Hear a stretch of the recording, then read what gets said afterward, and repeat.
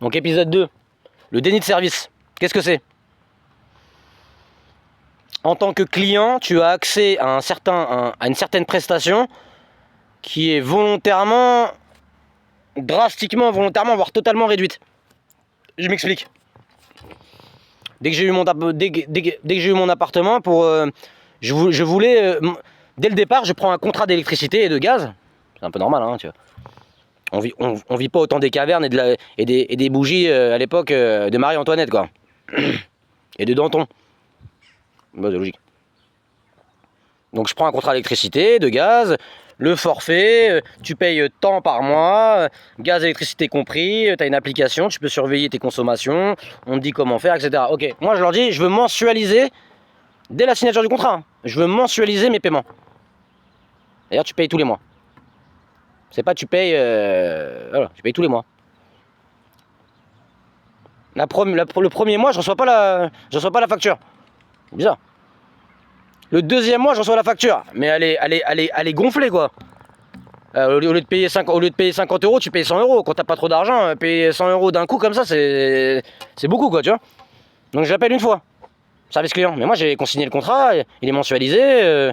Je comprends pas pourquoi je paye sur 2 mois, je comprends pas. Ah, excusez-nous, on va rectifier ça, etc.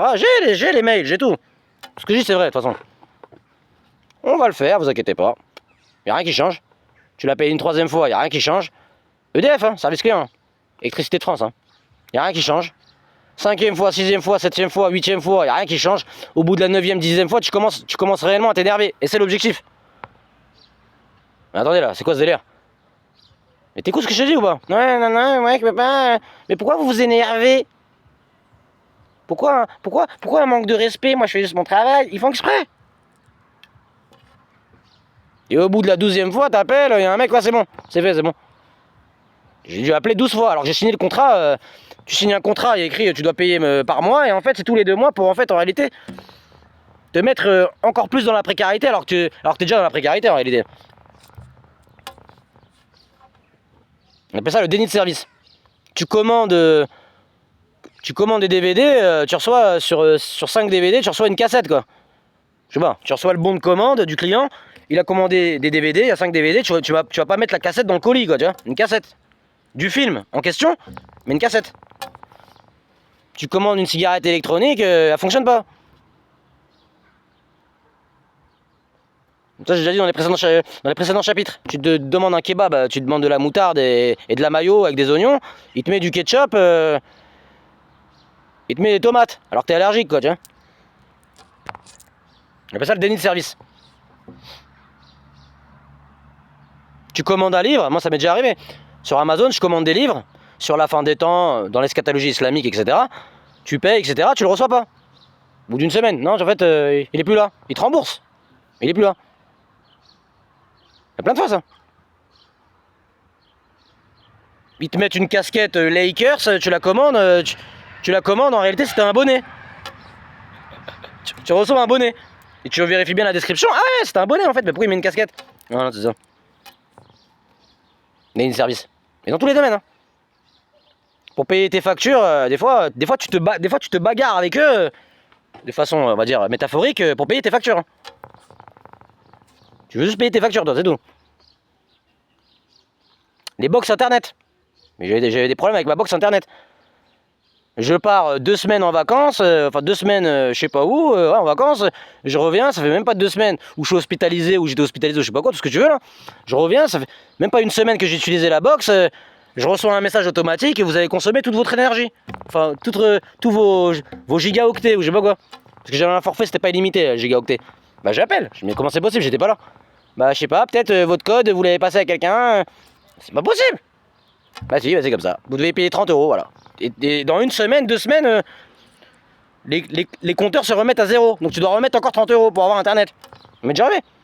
Par contre, il y avait des choses qui étaient vraies. Quand je téléchargeais des jeux vidéo, sans le savoir, ça me prenait beaucoup de gigaoctets. Et je devais repayer ça. Ça, je l'ai vu, ça c'est vrai. Mais en règle générale, t'as rien fait du tout. C'est pour ça que j'étais obligé de changer de fournisseur.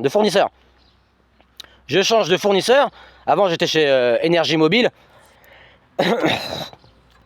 Énergie Mobile, je change, je vais chez Bouygues, Bouygues Télécom. Je donne mon adresse, contrat mensuel, etc. Tout ce que tu veux, blablabla, ouais, tout se passe bien. Et quand tu vas sur l'application, mon adresse, c'est pas la bonne adresse.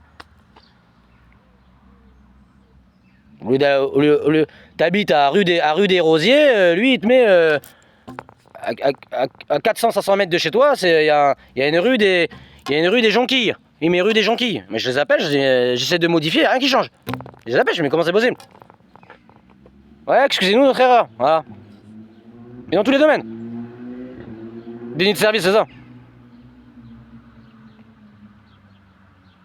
Tu commandes un truc, soit il est défectueux. Les délais de livraison, il dit tu es livré demain, t'es livré dans une semaine. Voilà. On appelle ça les dénis de service. Tu veux payer un billet, tu te prends un train, il est annulé. C'est ça. Ça, j'ai expliqué dans les précédents chapitres.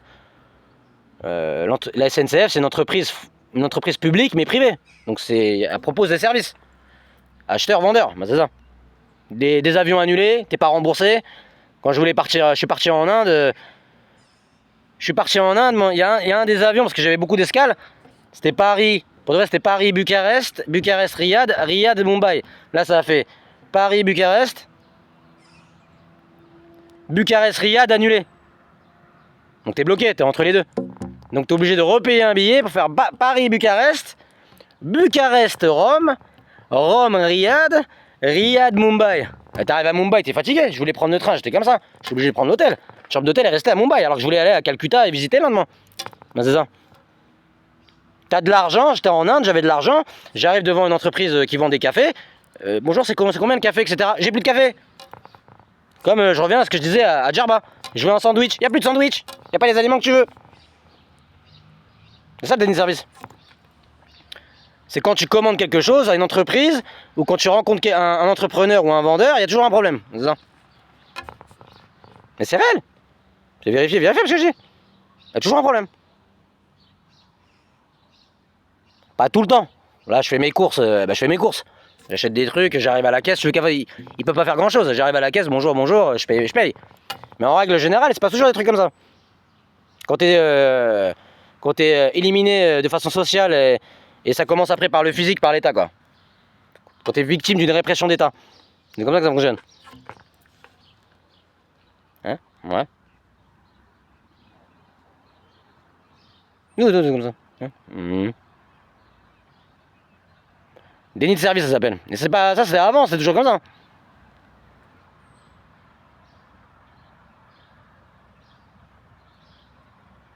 C'est comme ça que ça fonctionne. On appelle ça le déni de service.